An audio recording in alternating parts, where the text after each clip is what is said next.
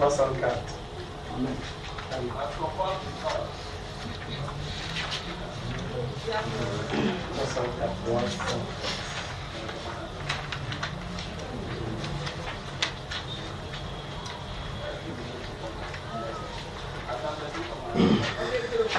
Jésus quitta le trône de son Père et descendit ici-bas sur la terre.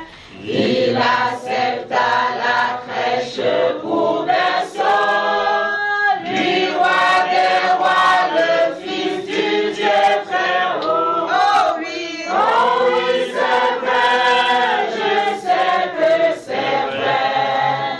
Il est écrit, cela suffit, que Jésus m'aime au bonheur suprême. La Bible me le dit, en tous les lieux portant la délivrance, faisant le bien, guérissant la souffrance. Il pardonnait aux pécheurs repentants, il bénissait jusqu'aux petits enfants. Oh oui, c'est vrai, je sais que c'est vrai. Il est écrit, cela suffit, que Jésus m'aime au bonheur suprême. La Bible me le dit. Il fut cloué sur la croix méprisable, lui juste et saint mourut pour moi coupable. Pour me sauver, son sang fut répandu. C'est pourquoi j'aime le Seigneur Jésus. Oh oui, c'est vrai. Je sais que c'est vrai. Il est écrit, cela suffit, que Jésus m'aime au bonheur suprême. La Bible me le dit. Plus que vainqueur, il sortit de la tombe. Gloire à l'agneau divin, sauveur du monde. Il règne au ciel, intercède pour moi. Il vient bientôt me chercher, je le crois. Oh oui, c'est vrai, je sais que c'est vrai. Il est écrit, cela suffit, que Jésus m'aime au bonheur suprême. La Bible me le dit. En effet, la Bible déclare dans le livre de Romains chapitre 5 que vous voyez de quel amour Dieu a manifesté afin que nous soyons ses enfants. Nous soyons appelés ses enfants. Et nous le sommes. Le Saint-Esprit dit dans les Saintes Écritures que et si le monde ne nous connaît pas, c'est parce qu'il ne connaît pas qui est Dieu, n'est-ce pas? Nous sommes de ses enfants. Baissons la tête, nous allons prier. Tendre Père, merci pour cet tendre amour que tu as manifesté à la croix au travers de notre Seigneur et Sauveur Jésus-Christ. Seigneur, c'est en vertu de ce que tu as manifesté, l'amour que tu as manifesté à la croix, que nous pouvons être appelés tes enfants. Nous avons compris, ô Dieu de gloire, que nous étions à toi et tu nous as appelés par ta grâce. Et c'est dans cette grâce, ô Dieu de gloire, que nous demeurions fermes jusqu'à présent à cause du saint salut que ton Fils Jésus-Christ nous a adressé à partir de la croix. Père, nous sommes réunis encore sous cette grâce-là ce matin, afin que Dieu, pour entendre de toi et que tu nous guides, que toute la gloire, l'honneur et la magnificence soient à jamais pour toi, et que le peuple de Dieu dise Amen. Amen. Veuillez saluer à gauche et à droite. Si vous ne connaissez pas le nom de quelqu'un, demandez-lui et puis vous lui dites bienvenue dans sa présence. Ça va mon frère? Que Dieu vous bénisse. Que le Seigneur vous bénisse. Que le Seigneur vous bénisse. C'est lancé. Vous avez mis le mode avion. Veuillez vous saluer les uns les autres. Les uns les autres.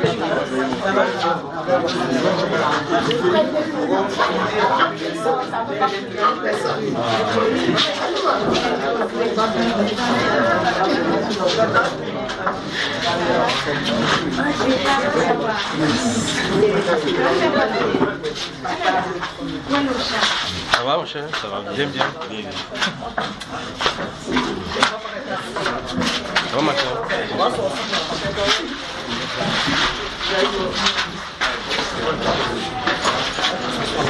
J'ai pris les questions ici, je ne sais pas si vous les avez déjà répondues.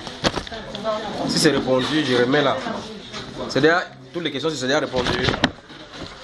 Bon, je vais lire ici, il arrive qu'on a répondu, mais je remets là-bas, d'accord? D'accord, les frères? Bonsoir à vous. Bonsoir. Vous voyez qu'on est à l'heure aujourd'hui, il faut qu'on travaille rapidement et puis il rentre, d'accord? On se sépare. Donc, il y a beaucoup de questions ici, c'est intéressant. Si vous le voulez bien, on commence ici. Il faut tourner. Que je mets comme ça. C'est pas par laquelle on va commencer ici. Okay. Veuillez éteindre les téléphones. Si vous avez les téléphones allumés, si vous voulez enregistrer, mettez en mode avion. On épuise les questions qui sont ici. Peut-être on va prendre pour certaines personnes sur internet et puis on va répondre avant de commencer. Au temps des prophètes, on dit que le Saint-Esprit au temps des prophètes, on dit que le Saint-Esprit était avec eux et non en eux. Et ça, c'est répondu. Merci. Ouf. Mais dans ce cas, si c'est répondu, il faut enlever donc ici. Salut bien-aimé dans le... C'est moi la grande feuille ici.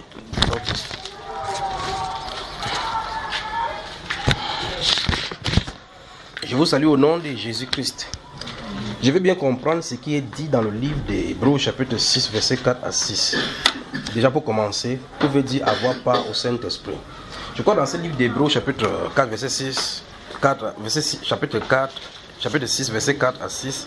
Si on prend cette chose-ci, on va prendre tout l'enseignement, toute la soirée. C'est ici où il est dit dans Hébreux, car il est impossible que ceux qui ont une fois été éclairés, qui ont eu part au Saint-Esprit, qui ont goûté au don de Dieu, qui ont eu part à la puissance du siècle à venir et qui sont tombés, soient ramenés une fois de plus à la repentance, puisqu'ils crucifient pour leur part le Fils de Dieu et l'expose à l'ignominie. Puis il donne la parabole de la pluie. Donc je crois qu'on va venir dans cette étude-là, spécifiquement pour cela, d'accord? Parce qu'effectivement, les gens prennent ça pour dire clairement qu'en réalité, les gens peuvent aller en enfer après qu'ils ont reçu le Saint-Esprit. Pourtant, c'est pas ce que le verset de dit. Tout le contexte même du verset n'est pas de dire. En fait, la pensée de Dieu, c'est même pas ce qu'il est en train de te dire là-bas. C'est un peu toujours comme dans ce livre d'Hébreux. Ouvrez le livre d'Hébreux, là, je vais vous montrer, vous regardez ces versets, et puis je vais vous montrer encore quelque chose.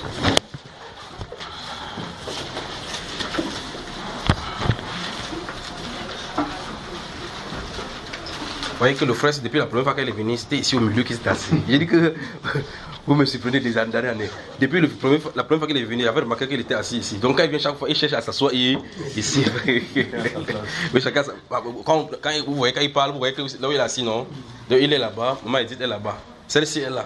Vous voyez que Pastor est là-bas. Donc chaque personne est positionnée. Tu as changé aujourd'hui. Tu étais où d'abord avant? Oui, ok. J'ai dit hébreu, n'est-ce pas? Aidez le frère à trouver hébreu. Aidez quelqu'un à côté de vous trouver hébreu. Ouvrez d'abord hébreu.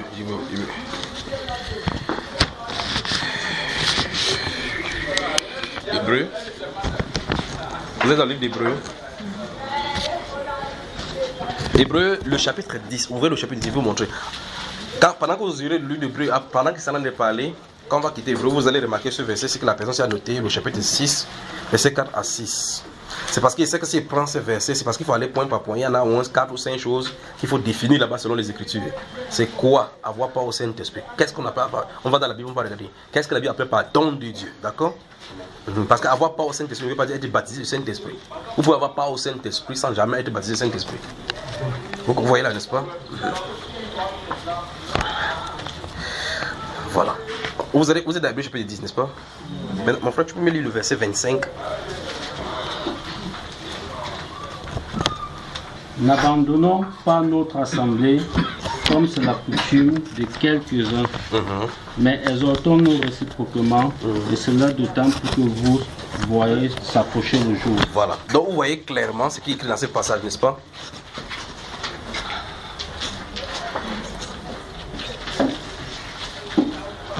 Maintenant, si vous remontez plus haut et vous lisez ce qui est écrit là-bas, vous remarquez qu'on a en train de donner un avertissement, n'est-ce pas? Vous avez mon frère? Amen. Dans le verset 24, il est dit qu'on veille les uns sur les autres pour nous exciter à la charité et aux bonnes œuvres, n'est-ce pas? Regardez le verset 23 maintenant. Allons, le verset 23 encore. Retenons fermement la Retenons fermement la profession de notre espérance. Car celui qui a fait la promesse est fidèle. Quelle est la promesse qu'il a faite? La promesse est la vie éternelle. Maintenant, si vous regardez très bien ce qui est dit dans le chapitre 10 d'Hébreux, les choses sont démontrées de la venue de la volonté du Seigneur Jésus-Christ de venir pour accomplir la volonté parfaite de Dieu en ôtant le péché. Vous avez moi? Puis, il dit, celui qui pêche sous la loi de Moïse meurt sans miséricorde. C'est devant vous, ça se trouve. Meurt sans miséricorde sur la déclaration de 2 ou de 3 témoins. De quel pire? Vous voyez cela, n'est-ce pas? Donc on prend la loi de Moïse et on compare maintenant s'il y a des condamnations à faire. C'est-à-dire que s'il y avait une punition qu'on pouvait donner à quelqu'un parce qu'il a fauté sous Moïse, on dit que sous la grâce c'est encore pire. Parce que sous la loi de Moïse, il fallait que 2 personnes, 3 personnes témoignent contre toi. On pouvait te lapider. On dit sans miséricorde. On ne devait pas, le Saint-Esprit dit dans les Saintes Écritures qu'on ne devait pas avoir pitié afin de doter le mal d'Israël qu'on va lapider. Mais dans la nouvelle alliance, on parle maintenant cette fois-ci de celui qui aura outragé l'esprit de grâce et qui aura tenu pour profane le sang de Jésus par lequel il a été sanctifié. Vous comprenez cela, n'est-ce pas? Et il dit car nous savons celui qui a dit à moi la vengeance, à moi la rétribution. Et encore, le Seigneur juge. C'est devant vous là. Le Seigneur jugera son peuple. Puis conclut l'apôtre Paul que c'est une chose terrible que de tomber entre les mains de Dieu vivant. C'est là où il a introduit maintenant cette notion aussi. Maintenant, quand vous lisez dans le verset 25, il dit n'abandonnons pas, allons-y, notre assemblée. Comme c'est la coutume chez quelques-uns. Maintenant, quand vous regardez cela, la façon que c'est écrit en français, vous avez comme impression qu'on a de vous dire ne cessez pas d'aller à l'église. Et c'est ce que les pasteurs enseignent ici en disant que la Bible dit n'abandonnons pas nos assemblées. Or, ce n'est pas d'abord écrit nos assemblées. C'est qu'il y aurait problème. Si c'était au pluriel déjà, il y aurait problème. Même comme c'est écrit comme ça au singulier, il y a toujours problème. Le problème ne vient pas au niveau de l'écriture, mais au niveau de la compréhension de ce qui est dit là-bas. Juste, on voulait prendre quelque chose pour vous dire, parce qu'on a posé la question sur Hébreux chapitre 6. Juste, on a dit qu'il y a certaines choses qui sont écrites en français. Les gens veulent comprendre ça comme eux ils comprennent. Mais c'est parce que le Saint-Esprit, lui, il est en train de dire. Voici un exemple clair qu'il veut vous dire. Parce que si on comprend que l'abandon de l'assemblée ici est le rassemblement, comment on est de faire, ça veut dire clairement que le fait qu'on va à l'église, ça contribue au salut. Pourtant, il n'y a pas dans la Bible qui dit que si tu quittes l'église, c'est que tu vas quitter le corps de Christ. Vous voyez le problème, n'est-ce pas? Qu'est-ce que le Saint-Esprit est en train de dire ici? Le Saint-Esprit veut nous faire comprendre qu'on ne perd pas le vue. Que pendant que vous allez marcher avec Jésus, votre objectif doit être notre rassemblement avec lui. C'est qu'on ne perd pas cela de vue. C'est ça qui fait que le fait que je sais que Jésus est en train d'arriver, ça me pousse à marcher comme il veut. C'est ce que la Bible est en train de dire. Vous avez suivi maintenant? Alors maintenant, c'est ça que les gens disent que ne venez pas, depuis vous ne venez pas à l'église, vous ne venez pas à l'église. On dit, si tu n'es pas dans le lieu de rassemblement, ça fait que tu perds la foi. Donc c'est pas cela. C'est pas ce que vous comprenez. Les réunions de prière ne sont pas indispensables. Parce qu'en temps de persécution, que vous ne voulez pas, vous allez vous disperser. Vous avez mon frère? L'énigme éthiopien, c'était une condition sine qua non pour le salut. L'énigme éthiopien, le premier qui a été baptisé chez les païens, c'est que Dieu ne le laisserait pas rentrer là-bas. Il devait faire rentrer à Jérusalem pour se rassembler avec les siens. Mais il est parti seul. Le Saint-Esprit a enlevé Philippe pour dire ton ministère s'arrête là-bas. La Bible dit lui, tandis qu'il continua son chemin, il allait joyeux. La question c'est comment il va grandir en Éthiopie. La personne qu'il avait déjà indiqué que va sur la route qui descend à Azote, sur ce qui est chemin vers Gaza, va là-bas, approche-toi de ces chars. La personne qui a identifié que son enfant était dans le char va s'occuper de lui. Amen. Vous comprenez, n'est-ce pas? Donc on utilise ces versets particulièrement pour dire aux gens qu'il ne faut pas que vous manquez l'église. Parce que si vous manquez l'église, ça ne fait absolument rien sur votre foi. Absolument rien. Ce sont les gens qui viennent seulement s'accrocher sur la foi de quelqu'un, qui font comme ça. Parce que Jésus a dit là où 2 ou 3 sont assemblés, on est présent. Remarquez bien, le coronavirus est sorti, on a dit qu'il n'y a pas plus de 50 personnes, non?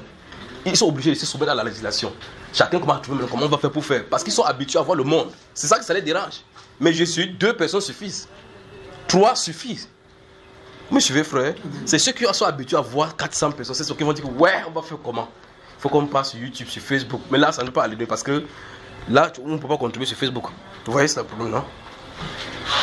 Alors donc, ce sont ces choses-là qu'on va toucher le livre d'Hébreux au chapitre 6. Quand il veut répondre ça, je vais dire, dans la dernière fois qu'il répondait, j'ai parlé d'Hébreux chapitre 10. Il y en a plein dans ce livre d'Hébreux aussi particulièrement. Je crois que comme nous sommes dans Hébreux, permettez-moi de prendre une question ici.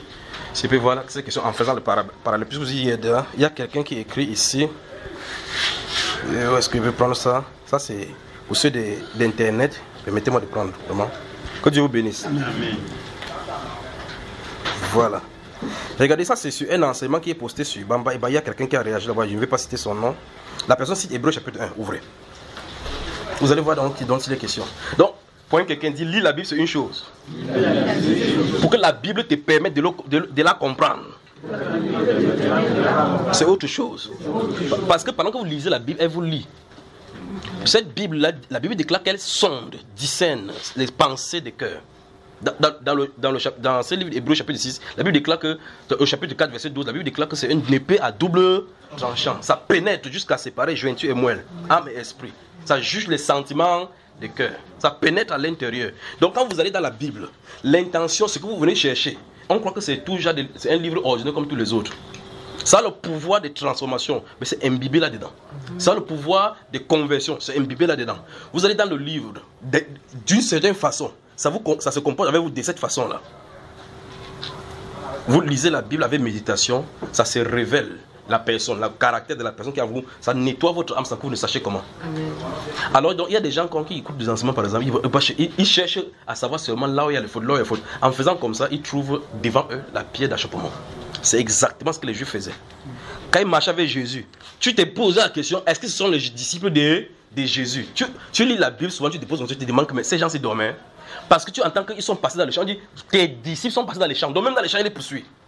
Ils sont derrière les disciples de Jésus, il dit qu'ils ont arraché le maïs le jour du sabbat. Donc ils laissent eux-mêmes le sabbat, ils sont derrière Jésus pour surveiller s'ils ont arraché le maïs. Qu'est-ce qu'il fout derrière Jésus? Si tu n'es pas ses disciples, laisse-le tranquille, qu'il continue ce qu'il a fait. S'il obéit le commandement, Dieu va le bénir. S'il n'obéit pas, Dieu va le frapper. Mais ils sont à l'intérieur comme ça là. La Bible déclare, quand Jésus était dans le jour, c'est pour cela qu'il faisait ces miracles les jours du sabbat. Il y a une femme que tiens-toi là au milieu, celui qui avait la main, c'est tiens-toi au milieu. Lui-même, il posait la question, est-il permis à un homme de faire le bien le jour du sabbat? Et puis les gars, souvent chacun touche à bas comme ça, il dit on va voir s'il va faire le miracle. Voyons s'il va encore faire un de ces miracles le jour du sabbat. Voilà ce qu'ils sont de chercher. Pourtant leur Bible dit que quand il va venir leur roi, ils vont sortir, les lépreux vont marcher, vont être purifiés, les aveugles vont voir, ainsi de suite. C'est écrit.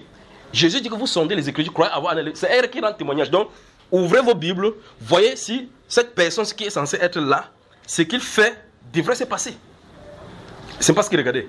Il voulait regarder, est-ce que c'est le sabbat qu'il respecte? Donc, d'après ce que Jésus a dit au chapitre 12 du livre de Matthieu, il a dit que le Fils de l'homme est maître même du sabbat. Je ne sais pas si jusqu'aujourd'hui ils ont compris ce que veut dire maître du sabbat. Vous comprenez que le sabbat n'a pas été fait pour l'homme, que l'homme n'a pas été fait pour le sabbat, mais c'est le sabbat qui a été fait pour l'homme. Le repos, écoutez bien, le sabbat c'est quoi? Le repos. Il dit, le sabbat, l'homme n'a pas été fait pour le sabbat, c'est le sabbat qui a été fait pour l'homme. Donc ça veut dire que l'homme est censé se reposer. Le principe est là. C'est parce que quelqu'un a touché au chapitre 6 d'Hébreux ici, au chapitre 4 il y a un problème. Au chapitre 1, comme celui-ci vient de poser, voilà ça devant moi. Il y a un problème. Et je vais lire ce qu'il va dire, maintenant vous allez comprendre. Donc, vous voyez que dans le livre d'Hébreux, parce que c'est un livre qui se trouve là-bas, bizarre. Déjà, parce qu'on ne présente pas l'auteur. On commence à supposer que ça pourrait être l'apôtre Paul ou autre là-bas. Mais ceux qui connaissent, de l'autre côté, on connaît qui a écrit. Et le pourquoi ça a été écrit. Vous suivez, n'est-ce pas? Vous voyez que dès l'entrée, c'est la personne qui a ça part des bosses, les pierres d'achoppement à l'entrée, chapitre 1. Au chapitre 4, les adventistes du 7e jour ont leur prière d'achoppement. Parce qu'ils disent que, oh non, Comment ils obéissent qu'ils vont au culte plutôt le samedi. Samedi, s'il veut composer, non, il préfère échouer parce que le culte est le samedi. Tu lui poses la question, d'où est-ce que tu tiens le fait que les cultes doivent se faire le samedi? Il dit non, parce qu'obéir le sabbat, c'est le 4e commandement. Qui t'a dit ça? Mais le Saint-Esprit pilule dans les Saintes Écritures pour dire clairement que vous observez les jours, vous observez les nouvelles lunes, vous observez les années. J'ai craint d'avoir prêché en vain. Quand lui il lit comme ça, puisqu'avant de lire la Bible, il a écouté ce que les gens du sabbat lui ont dit. Il lit ça, il ne comprend pas ce qu'il en a dit. Parce qu'on lui a dit de comprendre ça autrement. Vous suivez, n'est-ce pas? Entre-temps, son acolyte, ou bien son ennemi numéro 1, les catholiques, disent que le premier jour de la semaine, nous nous rassemblons le premier jour de la semaine. En ce jour, qui est le premier jour de la semaine, il se reçoit le premier jour. On dit pourquoi? Il dit parce que Jésus est ressuscité dimanche. Je dis, ok. Donc tu décides que comme Jésus est ressuscité dimanche, nous faisons notre culte le premier, et tu imposes ça aux gens. N'est-ce pas des sorcelleries? Il dit en ce jour, il dit que pourquoi tu fais le culte le dimanche? Il dit c'est parce que Jésus est ressuscité dimanche. C'est pour cela que nous. Est-ce qu'il a donné ça comme loi? Vous posez la question maintenant. Allons simplement. Jésus se réunissait quand avec ses disciples? Ses disciples, quand après lui, se réunissait quand? Curieusement, quelqu'un porte la Bible, il fait le contraire de ce que la Bible dit. Vous voyez, n'est-ce pas? En même temps, dans l'Adventiste 7e jour dit aux catholiques que vous adorez le jour du soleil. Parce que soleil, sondé, ça veut dire que le jour du soleil. Ah bien maintenant, dans ce cas, les catholiques balancent aussi que vous adorez le jour du samedi. Samedi, ça veut dire Saturne. Parce que comme ils croient peut-être que Apollon règne sur dimanche, il y a aussi Saturne qui règne sur Saturne. C'est la planète Mars qui règne sur le samedi. Vous voyez le problème, n'est-ce pas? Donc, ça veut dire que ni en Christ, ni ces jours, ni les années, ni l'heure, ni absolument. Parce que l'esprit n'a pas de limite. L'heure vient et elle est venue où les vrais adorateurs, dit les Saintes Écritures, les vrais adorateurs, que tu te couches, que tu es n'importe où, l'adoration n'est pas conditionnée par le jour, ni conditionnée par le lieu. Et maintenant, vous lisez Hébreux chapitre 4, du chapitre 3 au verset 7. La Bible déclare que c'est pourquoi, selon ce que dit le Saint-Esprit, si vous entendez aujourd'hui sa voix, si vous entendez sa voix quand? Aujourd'hui. Donne-moi le jour d'aujourd'hui, voir. Aujourd'hui, c'est quand? Si demain tu lis, tu vas trouver quoi? Quand tu ouvres ta bouche le lundi, tu vas trouver quoi? Pointe quelqu'un, dit le jour de Dieu, c'est aujourd'hui. Quand tu te lèves le matin, tu ouvres la Bible, ça va te dire aujourd'hui. Le lendemain, ça va te dire aujourd'hui. Voilà ce qu'on doit faire. Parce que quand vous avez ouvert aujourd'hui, là, quand tu ouvres Hébreux chapitre 13, 3, verset 7, il dit, c'est pourquoi, selon ce que dit le Saint-Esprit, vous entendez savoir aujourd'hui. Que ça ne soit pas par coïncidence, que c'est comme se tomber, ça veut dire, voilà, le Saint-Esprit me dit qu'aujourd'hui, c'est le jour du samedi. Parce que le lendemain, si c'était le samedi qui voulait te dire, ouvre le lendemain dimanche pour voir si ça a changé. Parce que si tu ouvres le dimanche, ça a changé. Ça dit maintenant que je disais hier. C'est que c'était véritablement samedi. Alors le Saint-Esprit dit dans Hébreux chapitre 4 que si Josué leur eût donné du repos, il ne parlerait pas longtemps après cela dans David en disant, comme nous l'avons dit précédemment, c'est pourquoi ils n'entreront pas dans mon repos. Donc il réserve, Dieu se réserve donc un autre jour en disant longtemps dans David que aujourd'hui. Vous voyez, car Dieu a parlé comme ça ainsi du 7e jour pour montrer clairement que le repos dont il parlait est rattaché au 7e jour. Donc le 7e jour était le symbole du repos spirituel que Dieu accordait à son peuple. Et puis donc il dit, puisqu'il est réservé, donc à un peuple maintenant d'entrer, il est réservé. Il dit, nous qui croyons, nous entrons dans ce repos. Donc on n'entre pas dans le repos avec le pied. On n'entre pas dans le repos de Dieu en observant. On entre en croyant. Jésus dit, venez à moi, vous tous qui êtes fatigués et chargés, vous donnerez. Point quelqu'un m'a dit le vrai sabbat.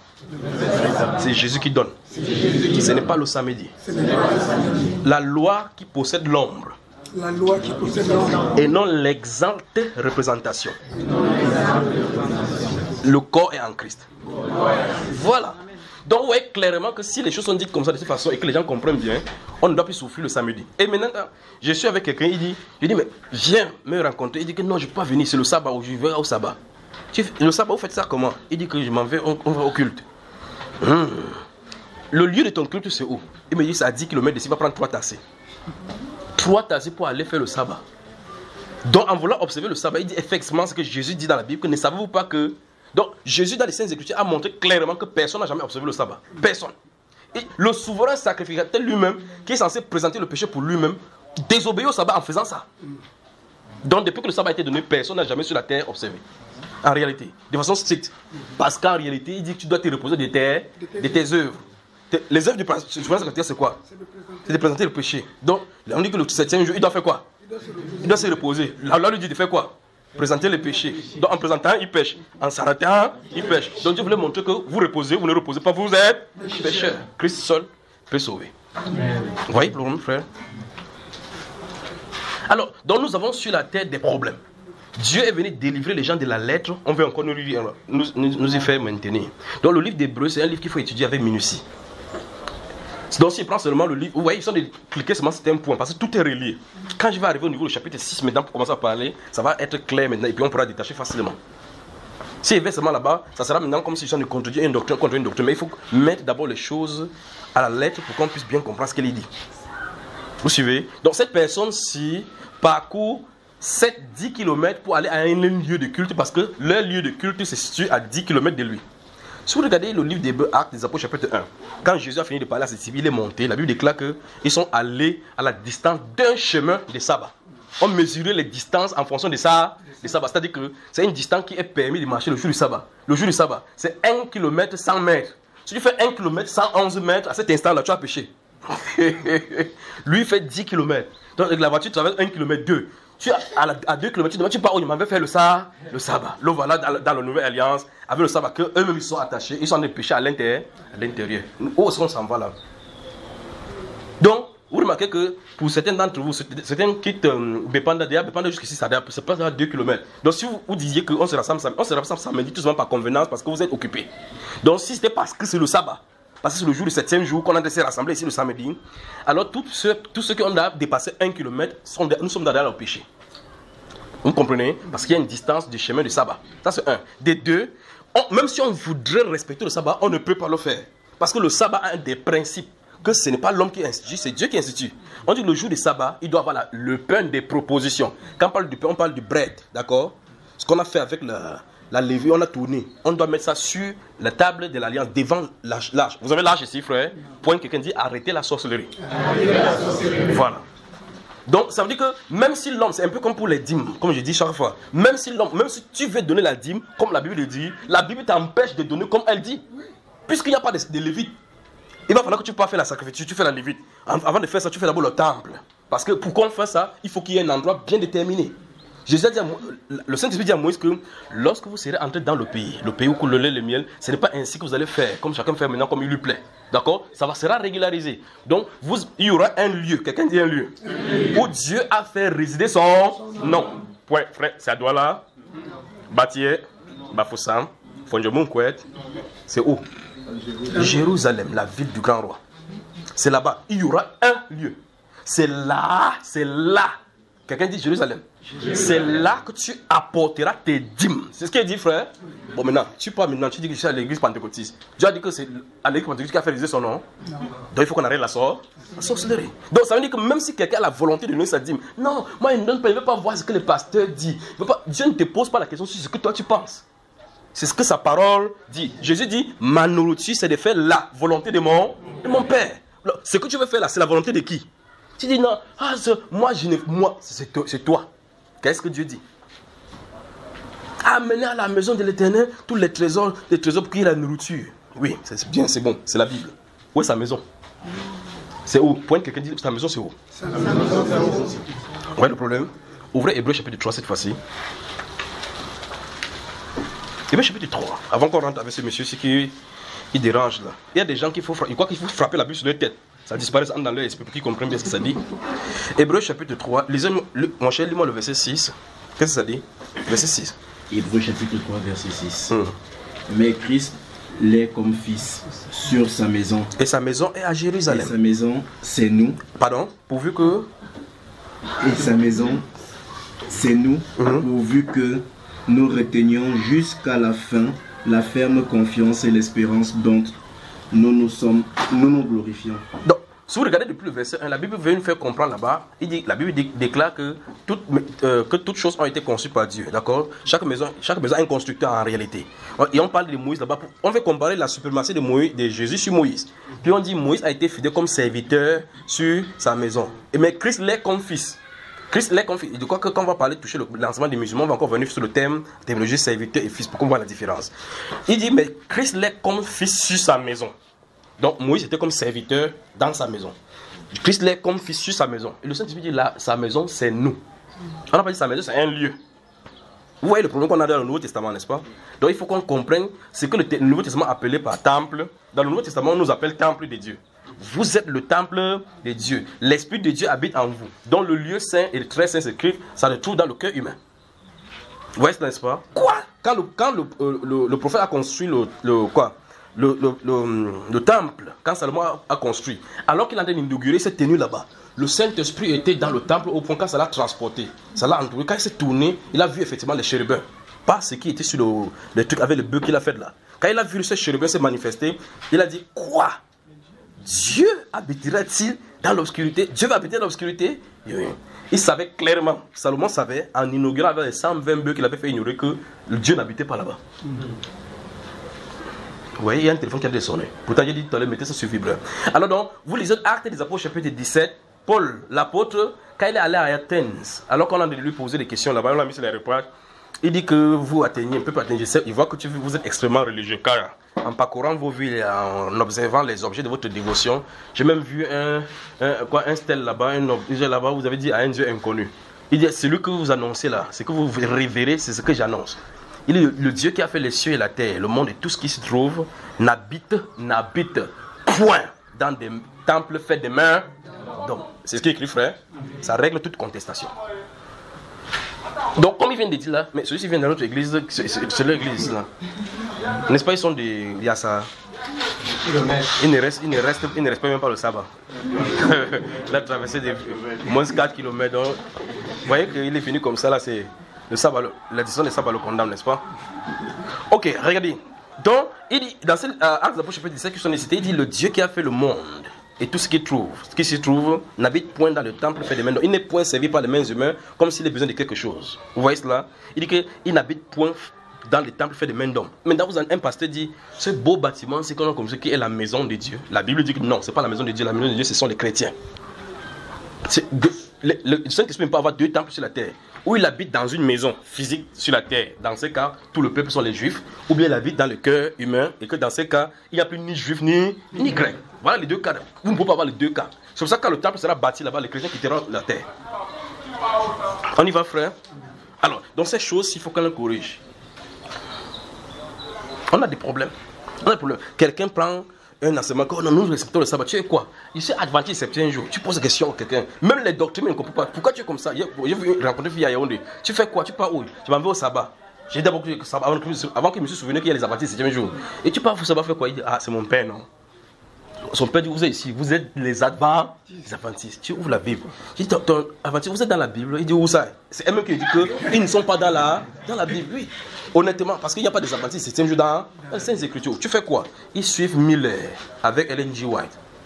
Vous voyez cela, n'est-ce pas? Qu'est-ce que Ellen G. White a dit? Oh non, nous sommes les saints des derniers jours, en dehors des autres personnes. Vous êtes tous les saints seulement. Donc, nous suivons Joseph Smith. Vous voyez que ce sont des éclosions qui sont issues avec la même personne comme Rutherford, des témoins de Jéhovah. Donc, même s'ils disent n'importe quoi, ils sont les témoins de Jéhovah. Parce qu'ils sont sortis de la même école. Mais vous prenez encore un autre maintenant. Vous dites, ok, non, je ne suis pas en écoute, nous parlons en langue maintenant. Là, dis-moi, il donne m'a dit frère parce que j'ai expérimenté Dieu. Donc tu viens comme ça pour faire le tissu avec Dieu. Tu donnes comme ça, tu es béni. Même si tu as fait n'importe quoi avec ta propre expérience, ta propre expérience ne peut pas aller au-dessus de la Bible. Parce que la Bible montre clairement, dans Hébreux chapitre 7, que puisque la loi étant changée, il y a changement aussi de sacerdoce. Le changement quoi est changé. Même ça, tu te fâches, on a dit qu'on a changé. Donc, pourquoi tu lui donnes la dîme? Il faut qu'il voie les Lévites. Maintenant, le pasteur se trouve maintenant dans une contradiction où il voit que s'il dit qu'il n'y a plus de Lévites, on montre clairement que ça ne doit plus donner les dîmes. Maintenant, il faut qu'il trouve maintenant une autre alternative qui par la suite les coince. Parce qu'on ne peut pas coincer la parole du Seigneur. Alors il dit maintenant que c'est nous, les pasteurs, qui sommes les Lévites. Bien.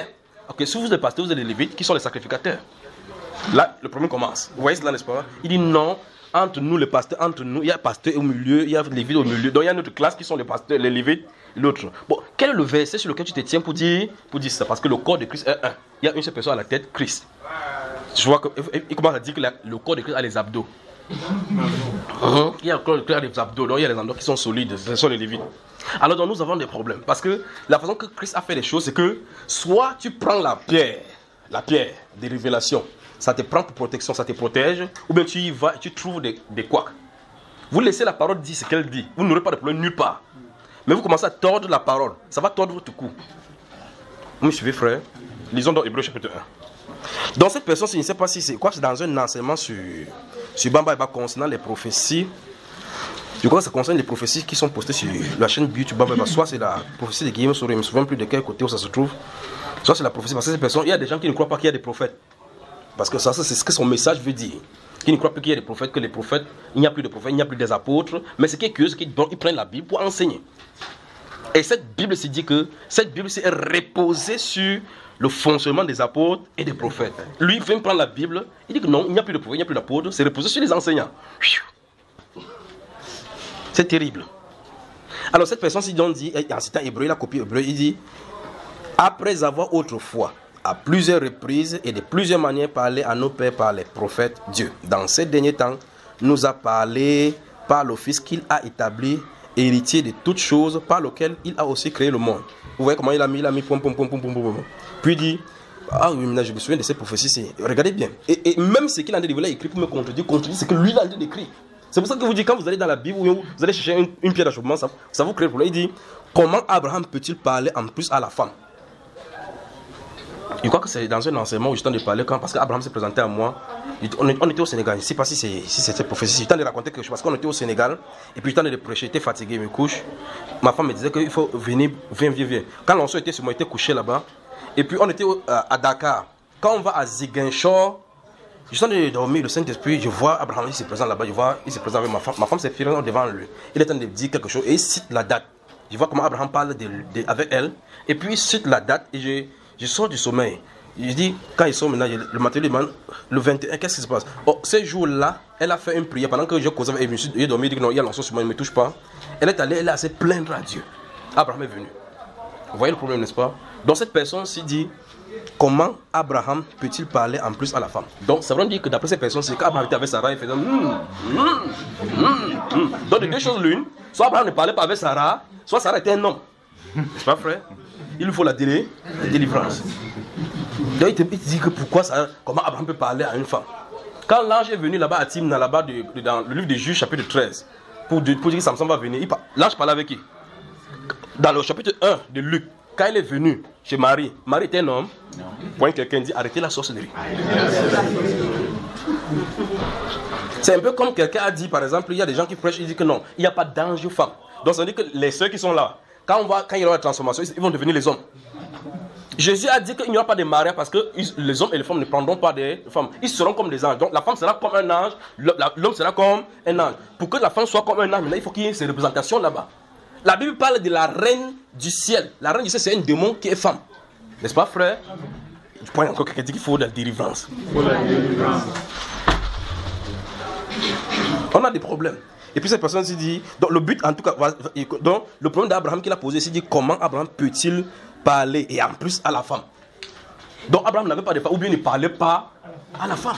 Vous voyez son problème, parce qu'en réalité, quand il n'est pas dans l'enseignement, c'est pour ça qu'ils sont des pères d'enseignement. Quand il n'est pas dans l'enseignement, ils cherchent où il y aura la faille. Où cherchent où il y aura la faille. Dieu merci, c'est pour ça que je vais pour vous parler en parabole, pour que ça les coince le cerveau. Hey, qu'est-ce qu'il parle? Non, il y a des gens qui avaient dit Jésus, sommes-nous aussi aveugles? Il dit comme ça en voyant. Jésus dit que non, arrête, tu n'es pas aveugle. Tu vois très bien, tu comprends, non? C'est pour ça que ton péché demeure. Entre temps, l'aveugle dit, vous ne le connaissez pas, quand il était aveugle là, il m'a ouvert les yeux. C'est celui qui ouvre les yeux, l'Éternel des armées. Il dit, bon, voilà, tu as enseigné qu'on a fait l'école théologie. Il dit, il est lieutenant. Si vous voulez devenir ses disciples, c'est votre problème. Moi, je sais que j'étais aveugle, maintenant, je vois. Ça va porter témoignage contre ces jours-là. Donc, on est dans une génération d'incrédules où n'importe quel acte spirituel que tu vas faire, il faut justifier. Donc, imagine que c'est quelqu'un il prend la témène, il dit non, frère, il y a le coronavirus dehors. Mais Jésus crache sur la langue de quelqu'un, pas vrai, frère? Amen. Vous direz quoi, lui? Que pourquoi tu craches, frère? Les urines sont comme... Bon, continuons ici. Cette personne se dit donc, comment Abraham peut parler en plus à la femme? Donc c'est une abomination qu'Abraham parle à la femme. Il dit autre chose. Écoutez bien. Si j'ai bien saisi le prédicateur par comme ça de moi, l'enlèvement va avoir lieu bientôt. Puis il dit, c'est quand? Donc ça dit qu'il se moque de l'enlèvement. Comme c'était moi qui avais écrit la Bible, il dit que c'est quand? Alors, dis à quelqu'un, c'est bientôt. C'est bientôt. Suivez bien, hein. Pour ma part, il écrit ça en gros caractère. Quand Dieu Tout-Puissant parle, il est précis. Donc, quand Jésus dit, je reviens bien, ça c'était très précis, pas vrai? Amen. Voilà. Jésus a dit, je reviens bien, ou bien dans sa Bible, Jésus n'a pas dit ça. Jésus a-t-il dit ça?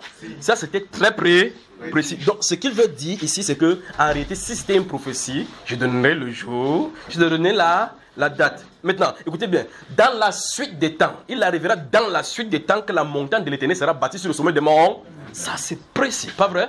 On connaît le jour exact et l'heure. Des bêtises. Quelqu'un dit bêtises. Voilà. Donc, pourquoi il prend cela? Parce qu'en réalité, remarquez bien qu'il a positionné Hébreu chapitre 1. Le Hébreu chapitre 1 qu'il est en train de mettre, il veut par là dire que depuis que Jésus est venu, les prophéties, on sait, on n'a pas besoin de prophéties. N'est-ce pas, frère? Voilà les chrétiens, voilà ceux qui lisent les Saintes Écritures. Mais comme il lit avec une casquette, il a touché tout le temps les témoins de Jéhovah. Il a touché les Adventistes, c'était un jour. Il a touché les Pentecôtistes. Voici des gens maintenant. Quand ils vont toucher maintenant, ils touchent maintenant parce que si tu viens parler de prophétie sur lui, vous dites, ok, c'est ici qu'il avait parlé que Dieu appelle la sécheresse en France, n'est-ce pas? Quand j'ai dit comme ça, je me suis fondu dans l'air, aller transporter la température, pas vrai, frère? Aller transporter la température. Écoutez maintenant, écoutez. Dieu appelle une grande famille sur la terre qui va commencer par les finances. Vous avez entendu ce qu'il a dit là maintenant? Dieu appelle une grande famille sur la terre, comme au temps de l'Égypte. Et ça va commencer par les finances. Le problème financier, quand vous allez entendre que les bourses, Wall Street, ça va dégringoler, ça va chuter, la famine arrive. Je vais entrer dans les Wall Street, je vais nager, aller saccager les choses. Pas vrai, frère? Quand? C'est précis. Alléluia. Donc cette personne s'y prend Hébreu chapitre 1 pour dire par là qu'en réalité Dieu avait parlé autrefois par les prophètes. Dans ce dernier temps, il a parlé par le Fils. Donc comme il a parlé par le Fils, il n'y a plus de... C'est simple. Après Jésus, y a-t-il eu des prophètes? Amen. Hébreu chapitre 13. Allons-y, ouvrons.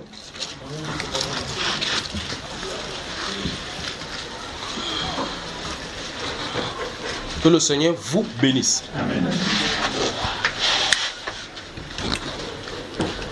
Hébreu le chapitre 13. Les deux premiers versets, mon cher Donatien. Allons-y. Persévérer dans l'amour fraternel. Non, c'est pas Hébreu que je vous ai donné.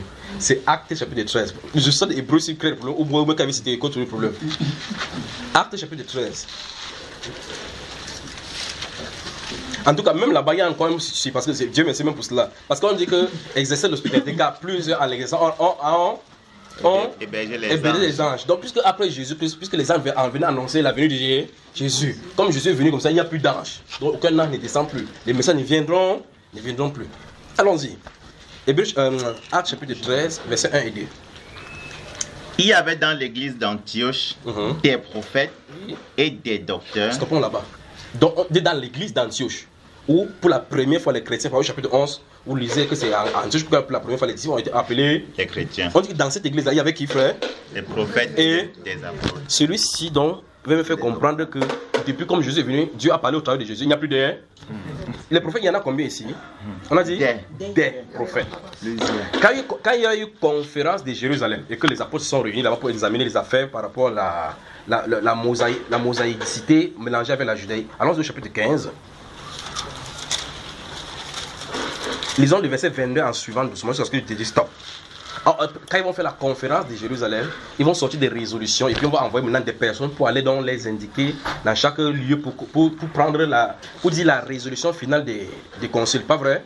Disons à partir du verset 22. Alors, il parut bon aux apôtres et aux anciens et à toute l'église de choisir parmi eux et d'envoyer à Antioche avec Paul et Barnabas, Jude, appelé Barsabas, et Silas, hommes considérés entre les frères. Il les chargeait d'une lettre ainsi conçue. Les apôtres, les anciens et les frères, aux frères d'entre les païens qui sont à Antioche, en Syrie et en Cilicie, salut.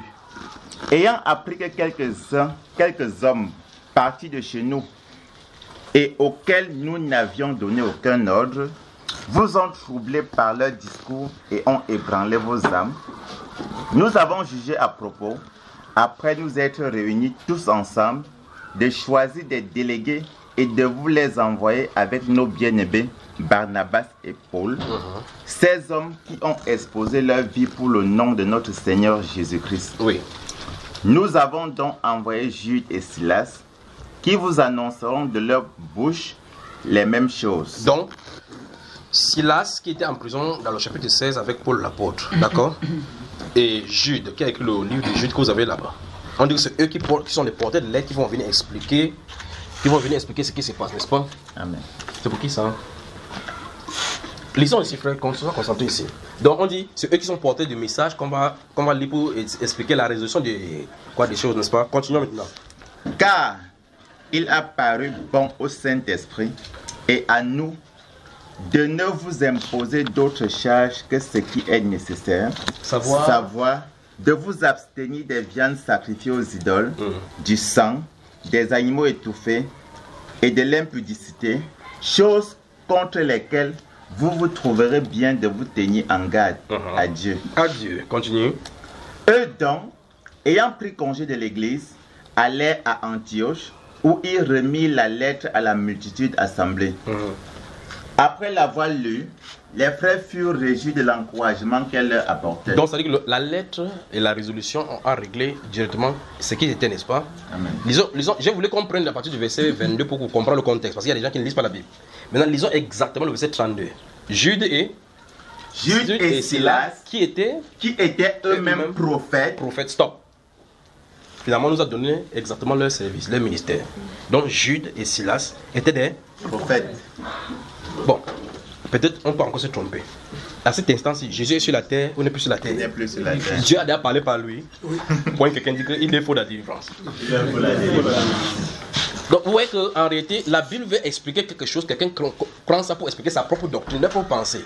Donc elle dit, autrefois, Dieu, après avoir plusieurs reprises parlé aux hommes par les prophètes, il a parlé en ces derniers temps par le Fils. C'est pour dire que Christ est le parfait prophète de Dieu. Amen. C'est ce que la Bible est en train de dire, que le Fils de l'homme, la théologie Fils de l'homme, lui est référé en tant que le prophète incarné. Parce que tous les prophètes étaient une partie de lui. Tous les prophètes sans exception sont des parties de Christ. Il est le prophète. Jonas a prophétisé comme ça. Ici, il y a plus grand que Jonas. Vous voyez cela? Salomon a eu un peu de sagesse ici. Ici, il n'y a plus que ça. Salomon, le prophète par excellence. C'est de ça dont on a parlé là-bas. Et dans ce Hébreux chapitre 1, la Bible parle de lui. On ne s'arrête pas sur le prophétie. On révèle sa divinité en disant qu'il est l'empreinte de la personne de Dieu. Vous voyez cela, n'est-ce pas? L'image de sa gloire. Donc quand vous voyez, Ésaïe disait, je voyais sur son trône au-dessus de lui, de cet homme dans lequel il y avait le jarre de fer, il y avait le feu à partir de haut. Il parle de Jésus. Amen. Ésaïe parlait de lui lorsqu'il a décrit au chapitre 6, c'était lui, il a vu. Moïse l'a vu, il a caché sa face à Moïse, il dit, toi tu ne dois pas voir, parce que tu es le type parfait de moi. Vous me suivez, n'est-ce pas? Ok, je te cache dans mon rocher. Il a fait entrer en lui. Quelqu'un n'a pas, il ne connaît même pas ces choses-là, il commence à lire la lettre, il tord, il lit, il tord. Donc, cette personne s'est écrite à Hébreu, c'est pour dire que, comme Dieu a parlé par le prophète, il a parlé par le prophète, la prophétie s'est arrêtée. Chapitre 11. Nous sommes dans Actes. On va voir les actes. C'est les actes des... Parce que la Bible nous éclaire clairement au chapitre 1 que après avoir dit ces choses-là, il s'éleva au milieu d'eux. Donc on voit clairement qu'au chapitre 1, Jésus a décidé de se séparer de ses disciples. Donc tout ce qui se passe par la suite, c'est en l'absence du Seigneur Jésus. Pas vrai? Amen. Il y a d'autres personnes dont maintenant, quand tu dis que le Seigneur Jésus m'a visité, il commence à t'éviter de dire que le Seigneur Jésus t'a visité. La Bible déclare qu'il a dit qu'il va venir du ciel, tout est levé. Il est venu, toi, c'est tu l'as vu. Tu poses la question, frère, tu lis la Bible? Il dit oui. Jésus a dit que quand il va revenir, tout te levera. Même ceux qui l'ont pressé. Il dit oui. Mais quand il est venu, celui qui parle pour parler à Jean, personne ne l'a vu sauf Jean. C'est quand même terrible, la Bible que les gens lisent. Et dans Actes chapitre 9, il est venu à Paul. C'est Paul ceux qui l'a vu. Même ceux qui étaient à côté de lui ne l'ont point vu. Il était là venu que tout est vu, frère. Point quelqu'un dit, arrêtez la sorcellerie. Donc le fait que Jésus vient, ça c'est un autre événement. Il peut venir marcher avec toi, manger avec toi, dormir avec toi. Ça n'empêche pas que sur le trône d'intercession, il soit là. devant le trône de l'agneau, il est là. Et que ça n'était pas qu'il est toujours adoré par les 24 vieillards. Dans le chapitre 26, la Bible déclare que Paul l'apôtre était enfermé en prison. Il est venu dans la nuit, lui dit, il a pris la chaise, Paul. Paul, mais tes menottes là te font mal. Paul a dit, oui, Seigneur. Alléluia. C'est ce qui est écrit, frère. Il dit que c'est bien. Dans la journée, tu as bien témoigné de moi. On a failli te lapider. Il faut que la même façon tu témoignes devant moi. Mon nom à Rome. Pas vrai? Il dit, prends courage. Il est sorti de la prison, il est parti, non? Qu'est-ce qui empêche Jésus de venir sur la terre? N'est-ce pas la Bible déclare que Jésus est apparu? Quand il est apparu, il est venu délivrer ses chaînes. Non. Parce que c'est pas, les chaînes ne causent pas de problème. Que tu sois prisonnier ou que tu ne sois pas prisonnier, il se présente justement comme un ministère dans la prison. Paul, prisonnier de Jésus-Christ. Il dit à Festus que quand il a commencé à parler, le Saint-Esprit travaille sur Festus, il a dit, s'il ne me maîtrise pas, le gars ça va me convertir. Il dit que Paul, ton grand savoir t'est fait désorienter. Non. Tu es excellent Festus, ce ne sont pas des paroles des mots. Tu connais, crois-tu au prophète? Il dit, je sais que tu le crois. Il dit, ouais, non, tu veux me faire devenir chrétien. Non. Puisque tous ceux qui manquent, le but c'est qu'ils soient créés, sauf cette chaîne-ci. Parce que la chaîne-ci est liée à sa propre vie. Ouais, là, n'est-ce pas, frère? Donc, voilà des exemples. Quelqu'un dit que j'ai vu Jésus. Il dit donc Jésus a traversé les cieux, personne ne l'a vu. Toi, tu l'as vu. Oui, ça pose problème, ça lui pose problème. Mais tu lis les Saintes Écritures, j'étais sur l'île appelée Patmos à cause de la parole de Dieu. Je fus ravi en esprit, j'ai entendu derrière moi une voix qui parlait d'une voix forte comme une trompette. Et lorsque je me tournais pour voir cette voix, j'ai vu quelqu'un qui était semblable au Fils de l'homme. C'était qui? Jésus. Bon, quand il voyait là-bas, tout le monde le voyait. Point quelqu'un dit arrêtez la sorcellerie. Donc, bien que Jésus a dit qu'il va venir sur la terre et tout le le verra, cet épisode-là, c'est autre prophétie. Il va réaliser cela. Ça ne veut pas dire nécessairement que... Ok, comme la Bible déclare, Hébreux chapitre 1, qu'autrefois Dieu a parlé au prophète. Le verset ne dit pas que Dieu a arrêté de parler au prophète. Parce que les Saintes Écritures disent longtemps, en 654, Paul l'apôtre dit, et Dieu a établi premièrement dans l'église les apôtres, secondement les prophètes. Dans l'église. Quand Christ est sur la terre, l'église n'est pas née. Pas vrai? Donc ça veut dire que les prophètes sont dans l'église. Quelqu'un vient aujourd'hui, dans la période de l'église, dit qu'il n'y a plus de prophètes. Et il prêche la Bible. La Bible donnée par des prophètes. Ça avait assurance, donc le Saint-Esprit dit donc que sans la révélation, le peuple est sans frein. Et je crois que si vous le voulez, on peut voir ce thème, c'est la nécessité de la révélation dans l'église. Ouvrez le chapitre 14 des 1 Corinthiens. Il a d'abord demandé que vous ouvrez quoi là? Puisque nous y sommes, lisons le verset 27, voilà. Verset 27. Que Dieu vous bénisse. Amen. Vous voyez que ici la question, j'ai seulement touché. Vous voyez comment j'ai touché, glissé seulement sur la question-ci. Il n'a même pas encore lu, regardez. Je n'ai pas encore lu. C'est seulement là où je suis depuis. Allons-y, verset 27. En ce temps-là, des prophètes descendirent de Jérusalem à Antioche. Donc, à Jérusalem, il y avait des prophètes. Au chapitre 3, on a dit qu'à Antioche, il y avait un Cro-Magnon vient aujourd'hui dire que dans notre temps, il n'y a pas de prophète. Tu dis pourquoi? Parce qu'au commencement, Dieu a parlé par les prophètes. En ce dernier temps, il a parlé par le Fils. Donc, ça parle des derniers temps. Quand il lit la Bible, ça s'arrête au niveau de Jésus. Il ne voit pas lui ce que Jésus a fait après, les disciples ont fait après Jésus. Il ne voit pas ce qui est établi dans l'église. Dans Ephésiens chapitre 2, verset 20, il dit que vous êtes édifiés sur le fondement des apôtres et des prophètes, Jésus-Christ lui-même étant la pierre angulaire. Donc, ça veut dire que vous ne pouvez pas bouger dans la révélation de Jésus sans les apôtres et les prophètes. Vous ne pouvez pas. Donc, dire qu'il n'y a plus de prophètes et qu'il n'y a plus des apôtres, ça veut dire clairement que la révélation a cessé. Si la révélation a cessé, il veut par là dire que le Saint-Esprit cesse de part. Donc, quand tu dis que j'ai songé, que Dieu m'a montré quelque chose, il dit que frère, il faut la délivrance. Donc, dis qu'il n'y a pas de prophète, ça veut dire que tu ne vas plus prophétiser. Et dis que tu vas plus prophétiser parce que l'esprit ne doit plus parler. Et si l'esprit ne parle plus, ça veut dire qu'il n'y a plus de miracle aujourd'hui. Pas vrai? S'il n'y a plus de... vous fermez la Bible tranquillement. Vous déposez, vous allez jouer au TSC. C'est que ce n'est pas le royaume de Dieu. Parce que le royaume de Dieu est prêché avec puissance.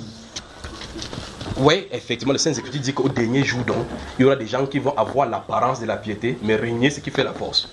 Comment vous allez prêcher un Dieu qui est puissant sans la puissance? Comment au monde? Parce que ce n'est pas par la force ni par ta puissance, mais c'est par l'esprit de Dieu. Et là où il y a l'esprit de Dieu, l'esprit de Jésus, c'est l'esprit de puissance. Vous comprenez, n'est-ce pas? Comment le Saint-Esprit est parti? Quand les apôtres sont morts, les apôtres sont morts le Saint-Esprit. Donc le Saint-Esprit était dans le gobelet et puis lui l'a vidé. Entre-temps, tu lui poses la question, comment tu es devenu chrétien? Qu'est-ce qui t'a fait croire? Il va dire, frère, la Bible déclare que le Saint-Esprit convainc de justice. Donc, il convainquait là-bas à ce moment-là. Aujourd'hui, il ne convainc plus. Ou bien il convainc seulement, maintenant, il n'entre plus. Vous voyez qu'on a des problèmes, frère? On a des problèmes. Quand il viendra, il convaincra le monde du péché. Donc, il t'a convaincu du péché, oui. Il se trouve pour te convaincre du péché. Puisque le dernier apôtre Moïse, il est parti avec lui. Si Dieu n'a pas établi quelqu'un, il ferait mieux de fermer sa soupape. Et rester tranquille. Tu manges la pizza, tu manges le zom et toutes les autres choses là, ça ne dérange pas. Tu finis manger, tu fais tu dis gloire au Seigneur. C'est mieux pour toi de dire gloire au Seigneur que de tordre sa parole. Parce que la Bible dit que si tu tords, c'est pour tes propres ruines. Amen. Chapitre 14 des Corinthiens maintenant. 1 Corinthiens chapitre 14. Vous avez su ce qu'il a dit tout à l'heure, n'est-ce pas? Dieu appelle la famine sur la terre comme en Égypte. Et cette famine va déclencher par une crise financière mondiale. Donc quand le moment viendra, il va vous dire, enregistrement, c'est que vous qui avez l'argent en banque, sortez cela, d'accord? Le moment arrive. De toute façon, en 2015, je vous avais dit qu'il y aurait une crise économique. Je vous parlais des banques, n'est-ce pas? C'est ça qui est annoncé comme ça. 1 Corinthiens chapitre 14, verset 6, qu'est-ce que ça dit? Verset 6. Et maintenant, frères, de quelle utilité vous serais-je si je venais à vous parler en langue et si je ne vous parlais pas par révélation ou par connaissance ou par prophétie ou par doctrine? Voilà. Voilà les différentes façons dont on parle dans l'église. Il te parlé par connaissance, par révélation. Bon, comment la révélation vient? Pour quelqu'un dit on ne fabrique pas les révélations par le cerveau. Voilà. On ne peut pas faire que, ok, vous vous souvenez ici en 2015, John Found sera quoi? Non partant. Bon, quand il dit comme ça, il veut chez lui que c'était John Found, pardon. J'ai dit que tu ne seras non partant. Ne te présente pas aux élections présidentielles. Mais le Saint-Esprit dit, il sera non partant. Le jour arrive, il dit, je ne vais pas me présenter. Mais le Saint-Esprit, il l'oblige à faire ce qui a été dit. Mais la Bible déclare, de quelle utilité vous serez si elle vient à vous? Et que je ne vous parle pas par révélation. C'est quoi la révélation? Ça veut dire que s'il y a quelque chose que Dieu veut dénoncer, veut annoncer, veut dire quoi que ce soit, il le fait. Amen. Vous voyez? Dans ce Acte chapitre 11, vous avez le verset 25, il dit qu'en ce temps-là, des prophètes descendus de Jérusalem, l'un d'eux, Agabus, s'éleva et annonça par l'Esprit. Donc, qu'il y aurait des familles. Et effectivement, cette famille eut lieu sur Claude. Si c'est monsieur qui m'a écrit là-bas était sur Claude, quand Agabus devait parler, il va dire Agabus. Jésus avait déjà parlé, on n'a plus besoin de ça. Pas vrai, frère? D'autres personnes se défendent maintenant en disant par exemple que je crois que vous allez me supporter, d'accord? Vous allez me faire ce soir-ci. D'autres personnes se défendent en disant que non, toute la Bible, excuse-moi d'accord frère, que toute la Bible, comme ça, comme c'est écrit, on n'a plus besoin de prophétie. C'est-à-dire que voici toute ta Bible, on n'a plus besoin de prophétie. Entre temps, il a allé chercher la famille, il dit qu'il ne sait pas quelle femme qu'il a allé chercher. Quand il dit quelque chose, tu lui dis que non, va lire dans la Bible, c'est écrit, ta femme écrit la Bible. Puisque tout est écrit là, dans la Bible. Donc ça dit même ta femme a écrit le nom de ta femme. Ta famille où elle va sortir, ça est écrit dedans. Et puis, là, c'est là où on se retrouve. Donc quand vous voulez construire quelque chose contre Dieu, vous trouvez vous-même dos au mur. Vous voyez cela, n'est-ce pas? Ah maintenant, on m'appelle à tel endroit, il y a 3 travaux qu'on me propose. Qu'est-ce qu'il doit faire? Ça doit venir, la réponse doit venir par révélation. Maintenant, si tu réunis dans la révélation, comment tu vas faire? Tu ne peux pas t'en sortir. Vous voyez, n'est-ce pas? J'étais en train de prier, je vais vous montrer maintenant quelque chose. Ouvrez le livre de Luc. Et vous allez me supporter ce soir, n'est-ce pas? Même si vous ne me comprenez pas maintenant, vous allez comprendre. Pendant que vous ouvrez Luc chapitre 11, je vais vous montrer quelque chose. Donc quand cette personne s'arrête des Saintes Écritures, il dit que la Bible est complète, on n'a plus besoin de prophétiser sur quoi que ce soit. Il a dit ceci en réalité, que Dieu a cessé de parler. Et que tout ce que Dieu avait à dire, est à dire. Or, Paul dit que de quelle utilité viendrait, s'il vient vers vous, s'il parle en langue, s'il ne vous parle pas par enseignement, donc je peux venir en vous enseignant, je peux venir en vous donnant des doctrines, que voici le point saillant même de la sainte doctrine. Et puis il peut venir par prophétie.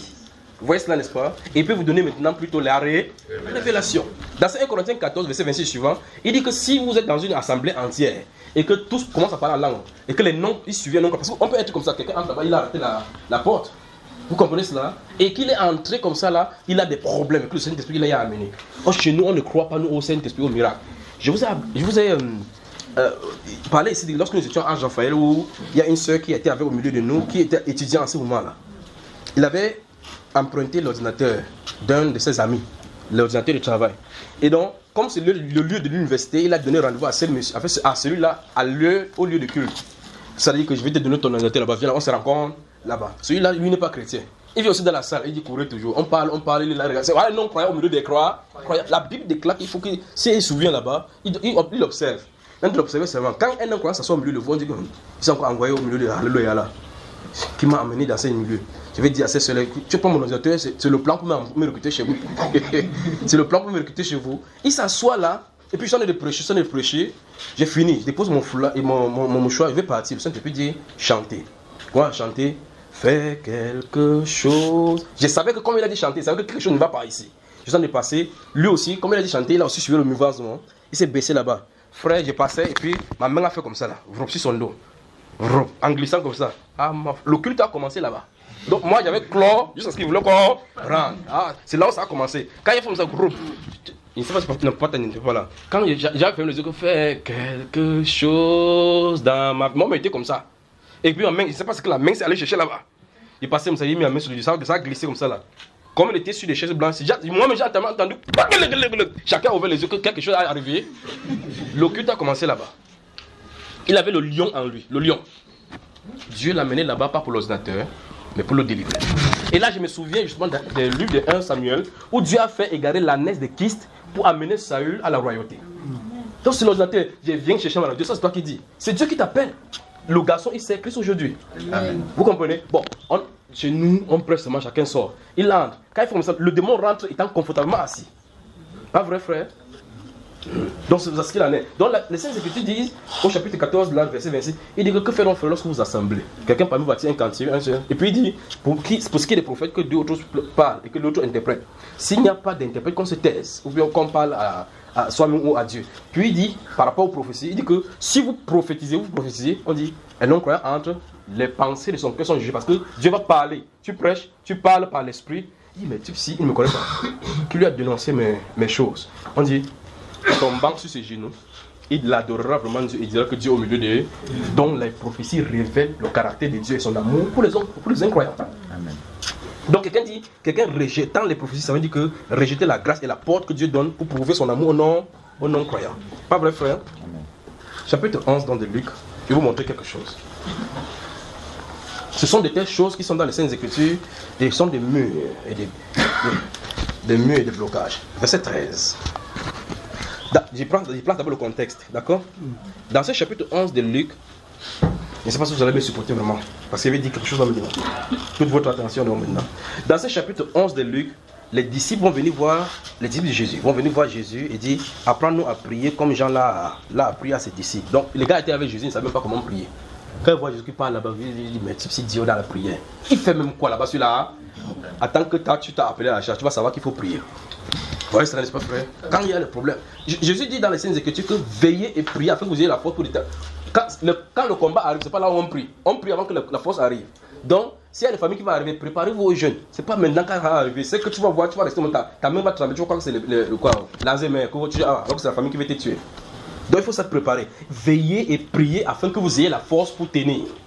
Parce que ça veut dire que vous vous entraînez. Quand vous jeûnez, vous priez. Les gens disent, vous mangez quoi? L'autre, c'est encore notre groupe ici là. Non. Christ a tout payé à la croix. Christ a tout payé. Pourquoi on prie même? Dieu sait à tout. Mais celui qui a dit veiller et prier. Quand il disait comme ça, il ne connaissait pas.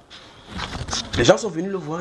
Mais le type des pharisiens jeunes, le type des gens viennent. Pourquoi tes disciples ne jeûnent pas? Il se tourne vers eux et dit Wanda, les amis de l'époux peuvent-ils jeûner quand l'époux avait eux? Quand l'époux va se laisser renvoyer, ils gêneront. Dis à quelqu'un qu'ils gêneront. Dis non. Dis à quelqu'un non. Nous générons. Voilà. Parce que quand tu dis il là, c'est autre personne. C'est nous. Nous générons. Donc, parce que l'époux est enlevé. Si l'époux est enlevé, alors nous générons. Parce que des jours mauvais vont arriver. Jésus a dit quand j'étais avec eux, je les gardais. Père Saint, je m'en vais maintenant. Préserve-les du malin. Donc, ça veut dire qu'on est en plein milieu de quelque chose. Et donc, ça veut dire que notre habitude, l'une des branches de la vie, de la piété, c'est le jeûne. Vous avez ma frère? Alors donc, ces disciples-là viennent voir le Seigneur Jésus, il dit, apprends-nous à prier comme Jean a appris à ses disciples. Jésus lui a donné les principes de la prière. Puis il dit, à partir du verset 5, il commence à leur expliquer maintenant la ténacité qu'il faut y avoir dans la prière. Et au verset 11 et 13 maintenant. Le verset 13 qui nous intéresse. Allons-y maintenant, cher. Souvenez-vous, il a d'abord donné, c'est quel est parmi vous cet homme-là qui a un ami qui est venu de nos équipes, va trouver son ami pour le frapper à la porte, pour dire que donne-moi 5 pains parce que j'ai un ami qui est venu de la maison. Il dit de l'intérieur de la maison. Quand vous lisez ceci, franchement, je ne sais pas, vous ne devriez pas bouger, c'est juste que quelque chose bouge en vous. Il dit c'est de l'intérieur de la maison. Cet ami-là ne se lève pas pour vous donner de pain, même s'il ne te lève pas pour donner parce qu'il est votre ami, il se lèvera à cause de son importunité. Parce qu'on dit, si de l'intérieur, il dit, je ne puis me lever pour te donner le pain parce que moi et mes enfants nous dormons des... Il dit, je vous le dis en vérité, il ne se lèvera pas parce qu'il veut ton ami. Parce que tant qu'il sera là, en train de faire, tu vois, il va se lever, il ouvre la porte, il dit, c'est même quoi avec toi, Amadou? C'est même quoi? Quelqu'un ne peut pas dormir ici? Il dit, non, je suis obligé d'accueillir ces gens-là. Il dit, ok, tu veux le pain, tu veux encore quoi? Sardine. Donc tu as une sardine là? Oui. Bon, alors, voilà ça, il te donne. Ça va? Il dit, oui, ça va. Il ferme la porte et il part. Jésus dit qu'il ne se lève pas. Ce n'est pas à cause de l'amitié qu'il se lève, à cause de l'importunité. Qu'est-ce que Jésus veut nous dire par là? Il dit, importuner Dieu. Amen. Jésus dit clairement, ce n'est pas la première fois. Il a d'abord dit, enfin, au chapitre 18, il dit la même chose. La parabole du juge unique. Cette femme qui était pauvre, veuve et pauvre, elle dit, rends-moi justement ma partie adverse. La Bible déclare qu'elle a fait ça longtemps. Vous voyez cela? Il est précis, c'est longtemps, c'est précis, pas vrai frère? Une fois de plus. Donc il est venu pendant longtemps. Le juge unique dit, quoique je ne craigne pas Dieu, néanmoins, je vais rendre justice à cette femme pour qu'elle ne vienne pas censée me casser. Donc, il ne rend pas justice parce qu'il doit rendre justice. C'est parce qu'il est obligé, sinon la femme va la déranger. Jésus dit par là, déranger Dieu. Jésus donne l'autorisation que je vous demande de déranger Dieu avec vos prières. N'est-ce pas ce que Jésus a dit? Il a dit, déranger Dieu, en langage simple. Point quelqu'un dit, tu dois déranger Dieu. Tu pries. Ça ne s'ouvre pas. Tu pries. Ça ne s'ouvre pas. Tu pries. Jusqu'à ce que tu ne puisses plus prier. C'est-à-dire tu meurs.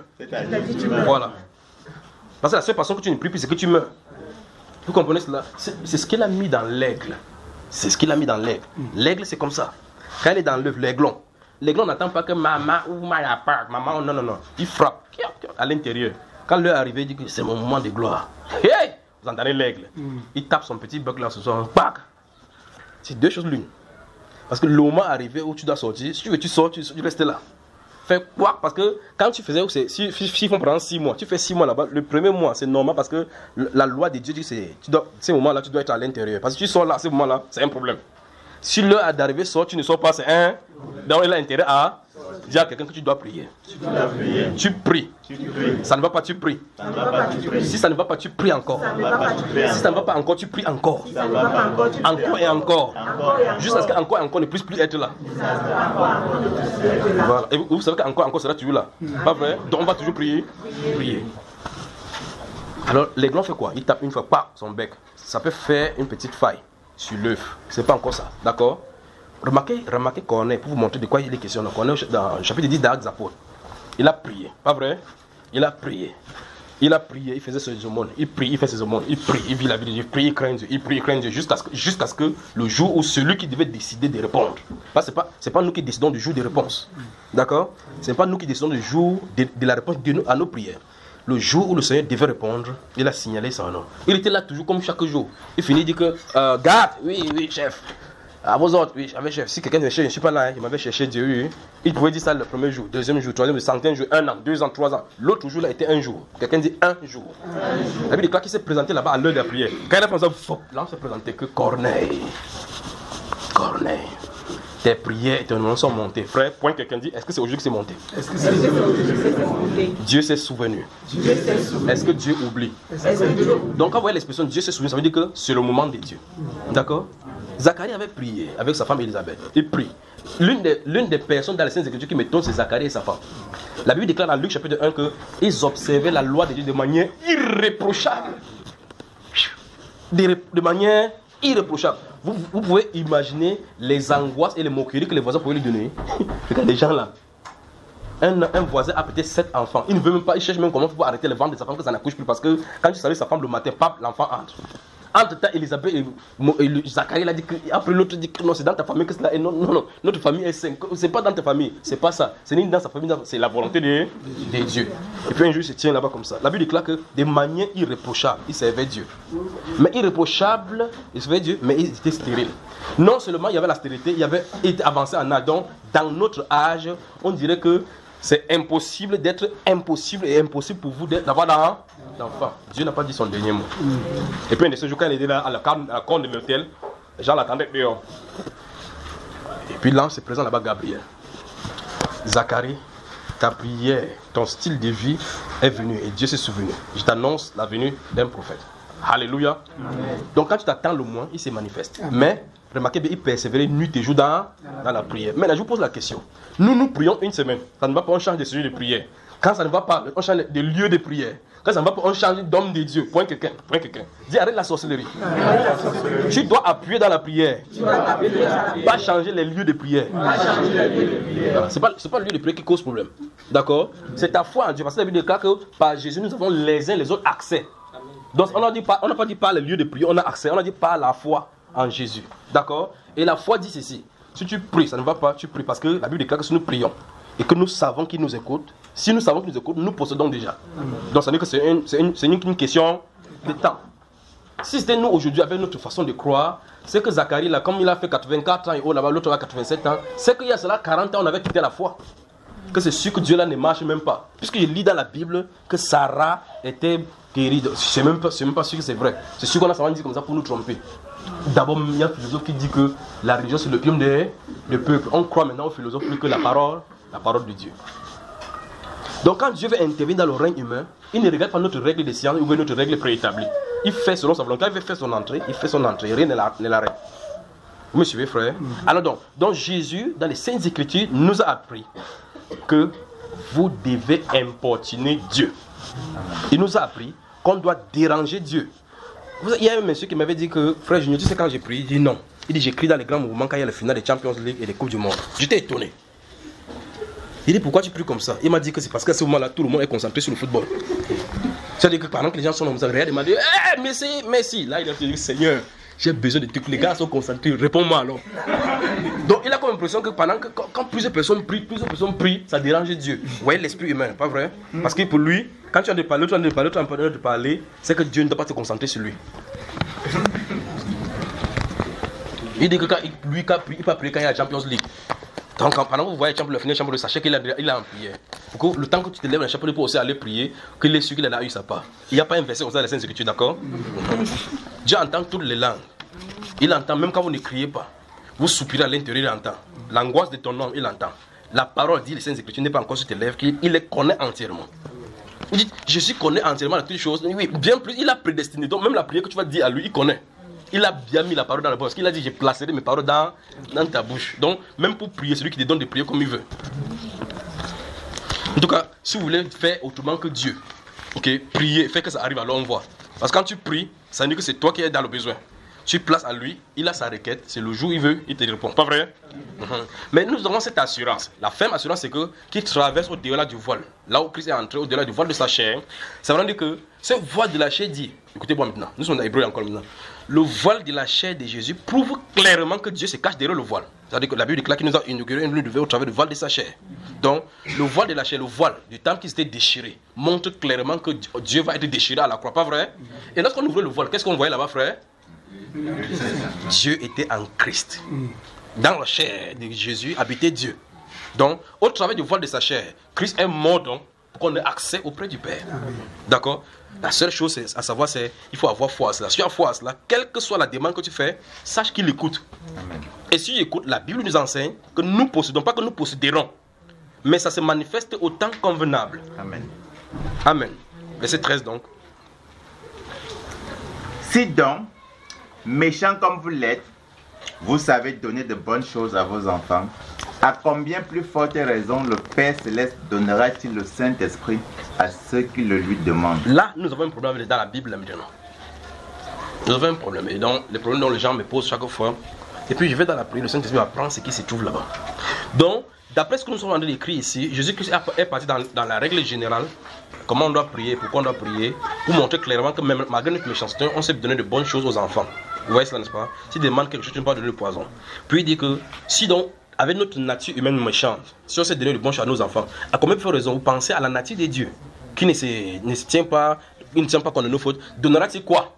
Le Saint-Esprit. À ceux qui le lui demandent. Vous lisez la Bible, vous ne voyez pas un cas de personne qui a demandé. Vous commencez à poser le problème. Il y a-t-il un problème? C'est là où vous entrez dans le niveau de la révélation. Pourquoi il n'y a personne dans les Saintes Écritures qui n'a jamais demandé le Saint-Esprit? Mais Jésus a dit, si quelqu'un doit... Ici, il faut la révélation. Vous voyez cela, n'est-ce pas? Parce qu'en réalité, dans leur période, le Saint-Esprit venait pour confirmer, pour qu'on puisse écrire ça, pour que vous voyez comment il descend. Maintenant, Jésus veut qu'on demande. Amen. Vous voyez cela, n'est-ce pas? Il veut qu'on demande. Donc tu peux demander. Parce qu'il y a des gens qui vont se retrouver à un endroit où ils n'ont personne pour prier pour eux. En lisant ça, ils réclament la promesse et ça lui est donné. Voilà pourquoi il l'a fait. Que Dieu vous bénisse. Il va presque plus d'une heure et même pas encore bougé. La question de la personne, c'est même pas encore bougé. Donc nous sommes encore à la première question de cette personne-ci. Bon, la personne dit que veut dire avoir part au Saint-Esprit. Donc on a dit qu'on va traiter ça cas par cas, pas vrai? Mais ça nous a permis de faire le round-up de plusieurs ébauches où les gens nous dérangent. Que veut dire goûter le don, c'est bon. De toute façon, si avoir part au Saint-Esprit, est-ce que... Bon, ça veut dire gardons la feuille ici pour cela. Renchérir ici ailleurs, il nous a été enseigné qu'on peut être baptisé du Saint-Esprit et pécher. Mais si c'est pas le... Attendez, il lit ici. Par ailleurs, il nous a été enseigné qu'on peut être baptisé du Saint-Esprit et pécher. Est-ce que ce n'a pas l'air contradictoire? Aidez-moi à comprendre, s'il vous plaît. C'est quoi le renoncement aux œuvres mortes? Donc là, c'est un autre enseignement. Donc, je vais répondre à la dernière question de cette personne. Gardez ceci, ne touchez pas ça, d'accord? Pour que le jour va venir pour l'enseignement, si on prend cela. Mais je prends le dernier volet de cette personne-ci. Maintenant, la personne dit, effectivement, comme vous lisez Hébreu, ouais, que là, nous avons un problème. Une fois, comme je vous ai dit, que si vous déconstruisez la Bible, ça vous allez trouver le pied d'achèvement. Parce que la Bible déclare ici clairement, enfin, au chapitre 10 d'Hébreu, qu'il est impossible pour ceux qui ont été une fois éclairés, d'accord, s'ils pêchent volontairement, d'être encore renouvelés, amenés à la repentance parce qu'ils crucifiaient pour leur foi, l'espoir de l'humanité. Cette personne se dit qu'il a été enseigné que celui qui a le Saint-Esprit peut pécher. Donc, effectivement, c'est ce que j'ai dit. Vous voyez, quand vous dites quelque chose comme ça, ça semble être bizarre pour quelqu'un. Le Saint-Esprit ôte la sémence du péché dans l'homme. Ce qui fait que l'homme maintenant, se soumettant à la loi de l'esprit, a l'autorité pour ne plus se soumettre au péché. Vous voyez, c'est ce que la Bible nous déclare. D'accord? Mais maintenant, si vous n'avez pas le Saint-Esprit habitant en vous, vous n'avez aucun pouvoir sur le péché. Vous allez vous y battre. Pourtant, la Bible ne nous demande pas de nous battre contre le péché. Quelle est la question? La question maintenant, c'est que, ok, quelqu'un qui a le Saint-Esprit peut-il encore petit péché? Oui. Mais son péché n'est pas comme le péché de quelqu'un qui n'a pas le Saint-Esprit. Parce que celui-ci, il pêche étant dans la liberté, alors que l'autre pêche étant esclave. Vous voyez le problème maintenant? Parce qu'il ne peut pas faire autrement que des péchés. Est-ce que vous avez vu la différence? Ok. Cette personne-ci qui pêche étant dans la liberté est en danger et est dangereux. Dans les deux sens du terme. Il est en danger parce qu'en réalité, il peut non seulement induire les gens, parce que lui, rien ne générera plus jamais son salut. Il peut donner un mauvais exemple à d'autres. Les Saintes Écritures pullulent, en commençant dans l'église, dans Corinthe, au chapitre 3. Jusqu'au chapitre 5, on voit clairement les gens qui vivent dans l'église avec la femme de leur, qu'il y a une impudicité au milieu de vous, telle qu'ils ne s'en nomment même pas chez leur. Donc ils sont entrés dans l'impudicité, ils ont dépassé les païens. Ne savez-vous pas que le Saint-Esprit de Dieu habite en vous? Comment donc livreront ces membres-ci au péché? Quand on dit comme ça, ils se corrigent directement. Vous avez compris maintenant, frère? Amen. Donc, la question maintenant c'est, est-ce qu'il doit pécher? La réponse est clairement dans le standard de celui qui est baptisé du Saint-Esprit, c'est qui continue dans la sainteté. Vous avez vu le problème, n'est-ce pas? Donc, pouvoir pécher, c'est autre chose. Parce que tant qu'on est sur la terre, on est assujetti au péché. Vous comprenez? Mais Dieu nous a donné la chose, la liberté, de ne plus pécher. Car la Bible déclare dans Romains chapitre 6, sous les versets 12 et 18, il dit, n'obéissez pas à ces convoitises. Que le péché ne règne plus donc dans votre corps. Donc il n'a plus de place. Car vous avez été délivrés, n'est-ce pas? Il n'y a donc plus maintenant aucune condamnation pour ceux... Pas pour tout le monde. Pour ceux qui sont... Oui, c'est là où nous nous trouvons là maintenant. C'est là où nous nous trouvons. Pour ceux qui sont en... Si tu es immergé en lui, il n'y a plus de condamnation pour toi. C'est bien ça. Vous voyez? Qui ne vivent plus d'après la chair, mais d'après l'esprit. Car chose impossible à la chair, parce que la loi la rendait sans force. Christ a pris la chair pour mourir pour ces gens-là. Il est impossible que la chair se soumette à Dieu. Il est impossible. C'est pour cela que la loi pour marcher contre le péché, c'est en marchant dans l'esprit. Quelqu'un petit péché après avoir le Saint-Esprit, c'est oui. Donc vous voyez que ça semble un truc contradictoire parce que justement dans Hébreu on a dit voit clairement que ça semble dire que c'est qu'il y a le Saint-Esprit pêche, c'est qu'une fois c'est pour lui c'est terminé. Manifestement dans Hébreu, dans Actes 1 Corinthiens chapitre 5, on voit clairement qu'on a dit de prêcher à ces personnes pour qu'ils se repentent. Or, si c'était systématique que c'est les deux dont on a parlé, c'est que quand ils pêchent comme ça c'est terminé une fois. Pas vrai? Mais dans les Saintes Écritures, regardez si vous lisez le livre d'Ésaïe, enfin, Exode chapitre 33, quand les Juifs ont fait le veau d'or, au chapitre 32. Moïse est allé voir le Seigneur. Il savait très bien que le courroux de Dieu va se dégager. Je vais toute votre attention maintenant. Et puis, Dieu dit, dégage devant moi, je vais détruire ces gens et te faire une nation. Il dit, Seigneur, non.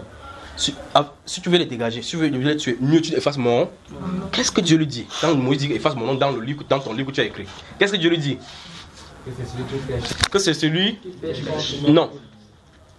C'est celui qui a péché. Qui a péché. Parce qu'il est en train de résoudre un conflit là. D'accord? Donc c'est celui qui a péché. C'est le peuple. Bon. Qui ici n'a pas péché? Il dit ici là maintenant parmi nous. Qui n'a pas péché? Parce que là Dieu dit c'est celui qui a péché contre moi que j'effacerai son nom. Pas vrai? Bon. Écoutez-moi très attentivement. Moïse, mon serviteur, était l'homme le plus patient sur la terre. Qu'aucun homme qui existe sur la Moïse, monte ici, tu mourras parce que tu ne m'as pas sanctifié devant le peuple. Il a péché ou il n'a pas péché? Il a péché. Mais Dieu venait lui dire que c'est celui qui va pécher contre lui qui va effacer.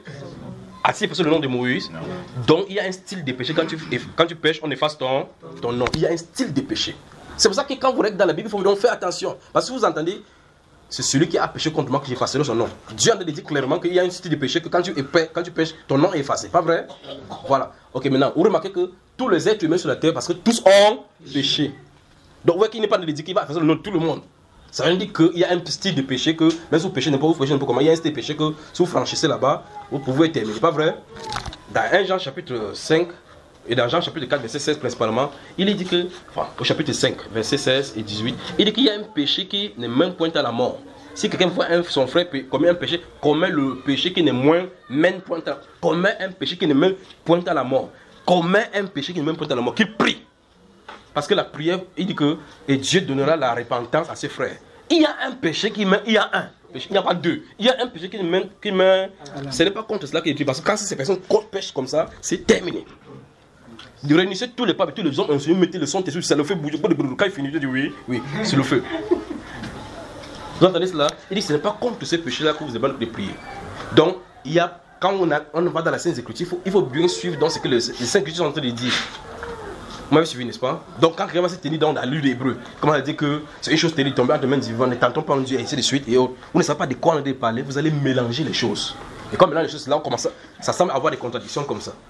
Parce que vous voyez dans la Bible, quelqu'un qui a vécu avec la femme de son frère, de son père, depuis l'Ancien Testament, vous voyez que c'est une abomination. Quand Ruben a couché avec Bilda, vous avez vu ce qui lui est arrivé, n'est-ce pas? Sa grâce a été déchue, pas vrai? Voilà. Et maintenant, vous voyez que dans la Nouvelle Alliance, quelqu'un a de faire la même chose. Et au chapitre 17 des Hébreux, enfin des 2 Corinthiens, la personne s'est repentie, pas vrai? Voilà. Quand il s'est repenti maintenant, pourquoi on l'a pu tuer? Pourtant, Hébreux semble dire que c'est impossible. Donc ce n'est pas de cette personne sur qu'on parle. Vous savez, moi, les frères? Que le Seigneur vous bénisse. Permettez-moi de prendre encore une question. Si les besoins ici, prends une autre question et puis on prend une pause. Donc vous voyez comment les gens cherchent des problèmes. Il dit, autrefois Dieu a parlé par les prophètes. En ces derniers temps-ci, il a parlé par le Fils. En détail, il a lu la parole de ce Fils-là. Bonsoir frère Junior. Après avoir suivi les enseignements sur les deux postérités, même chaque année, je fais tout pour ne pas parler de ça. Vous ne ferez que venir. Et sur la prédestination, cela me fait penser que les hommes sont des mots d'un livre qui a déjà été écrit par Dieu, ou mieux encore les films, avant la fondation du monde. Mais dans ce cas, la question qui occupe mes pensées est la suivante. Avons-nous notre propre volonté sur cette terre? Si oui, à quoi servira-t-elle cette volonté? Je crois qu'il y a un enseignement qui traite de ceci déjà. Question. Bonsoir, l'autre c'est long jusqu'à comme c'était la Bible elle-même. Quoique l'autre on va lire ça, on va prendre ça. Bonsoir frère Junior, bonsoir ma bien-aimée sœur Grâce, wonderful. J'espère que vous allez tous bien, on va très bien même. Ainsi que les enfants, oui. Que la paix du Tout-Puissant repose sur vous. Mon frère Junior, j'ai une question et j'ai besoin de ta connaissance de la parole du Père éternel. Voilà, j'ai un membre de ma famille, un homme d'une 60aine d'années qui a divorcé de sa première femme pour se marier avec la petite sœur de cette dernière. Bon, le son, ça c'est... Vous me faites prophète dire les choses. Donc on va prendre ça la prochaine fois. Vous voyez les problèmes sur la terre, frère? Vous voyez les problèmes? Donc ici, avant que vous y entrez, il faut que le Saint-Esprit vous dise ce qu'il faut faire. Donc, lui, Mobutu, lui, prenait que 2 sœurs jumelles. Quand il venait à la maison, il voit la sœur, si elle est belle, l'autre, si elle est belle. Il dit, mais, ouais, ici, il y a Saint-Tige, il y a l'ici, ici. Il dit que Teresa, il dit qu'au lieu de faire de confusion comme ça, il prend les deux une fois. La Bible déclare, tu ne prendras pas une sœur avec sa sœur pour créer la jalousie. Mobutu prenait que 2. Quand l'une s'assoit ici, vous croyez que c'est la symétrie parfaite. Ah, vous voyez les problèmes de ça. 60 ans. 60 ans. Au lieu de penser à mettre les choses pour la fin, pour la postérité, il est encore derrière les trucs là. La petite soeur, pas rien, petite soeur de cette dernière. Donc cet homme s'est marié avec la petite soeur de sa femme, avec laquelle il est divorcé. Ces membres de ma famille, cet homme dont m'a contacté, et nous avons parlé de la famille. Puis, connaissant sa situation maritale, je lui ai parlé sincèrement en lui disant les commandements du Tout-Puissant dans Lévitique 18, effectivement. Mon frère, cet homme doit-il se séparer de la petite soeur de sa femme? Je lui ai dit que oui. Elle finit de dire comme ça, va me demander qu'il devait arrêter son abomination et se séparer de sa femme actuelle. Bien entendu, il continuera de s'occuper de leurs enfants. Donc, ça veut dire que tu peux avoir, tu épouses la grande sœur, tu as les enfants, tu divorces, tu prends la petite sœur, tu as les enfants. Vous pensez que comment les enfants là vont se comporter, comment la grâce va se voir la petite sœur? Comment? Vous voyez comment Satan peut foutre la merde dans les familles, n'est-ce pas? Permettez qu'on touche ça, qu'on va revenir sur l'enseignement sur le mariage, parce que c'est pas terminé. Je crois que nous allons toucher les divorces. Divorce et le mariage. Quand on va revenir sur cette question-ci, d'accord? Inclinons la tête, prions avant de commencer donc ce soir. Vous-même maintenant, vous avez suivi des choses ici maintenant. Parlez vous-même au Seigneur. Parlez-lui. Qu'il vous bénisse. Parlez-lui.